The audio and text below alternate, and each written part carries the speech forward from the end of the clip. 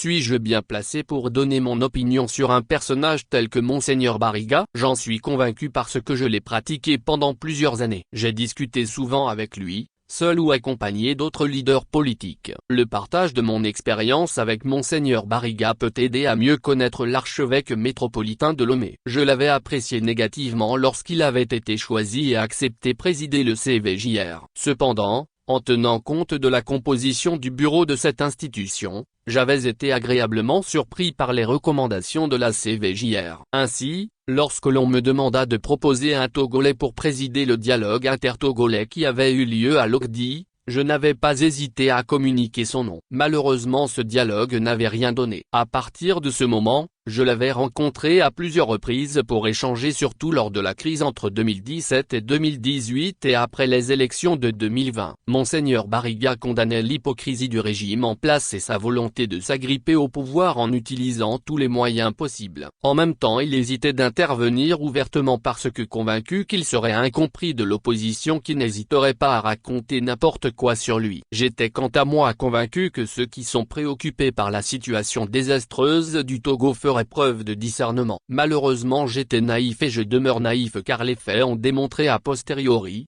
qu'il avait raison. Les qualificatifs que des compatriotes lui ont attribués dépassent notre imagination. Et malgré tout, il a continué à intervenir pour la paix et la concorde dans le pays. La preuve, ses déclarations à la veille des élections législatives et régionales du 29 avril 2024. Je l'ai rencontré la dernière fois en décembre 2023. J'ai pu comprendre tous les efforts faits par la conférence des évêques du Togo en faveur de Monseigneur Kepodzro depuis que ce dernier a été obligé de fuir son pays en raison des menaces de la part du régime en place. J'avais également discuté avec lui d'un message que j'avais posté sur les réseaux sociaux invitant les responsables de la DMK et ceux qui le pouvaient, de mener les actions idoines afin que Monseigneur Kepodzro puisse connaître des conditions de vie meilleures quel que soit le choix de son lieu de vie. Il avait réagi à mon message. Il m'avait fait des suggestions que j'avais essayé de mettre en œuvre. Malheureusement, le décès de Monseigneur Kepodzro est intervenu avant que des résultats n'aient pu être obtenus. Pour moi, Monseigneur Barriga a aimé son pays. Monseigneur Barriga a travaillé pour que le Togo sorte de la crise que nous connaissons depuis plusieurs décennies. Je suis convaincu que dans la demeure où Dieu va l'accueillir, il ne cessera de prier pour que le Togo connaisse le changement que beaucoup Togolais souhaitent tant. Je suis également persuadé qu'il intercédera auprès du Tout-Puissant pour que les Togolaises et Togolais de tous bords retrouvent la raison pour penser au bonheur de tous pour un Togo uni. C'est fort de ces convictions que je prie de tout mon cœur que la terre lui soit légère.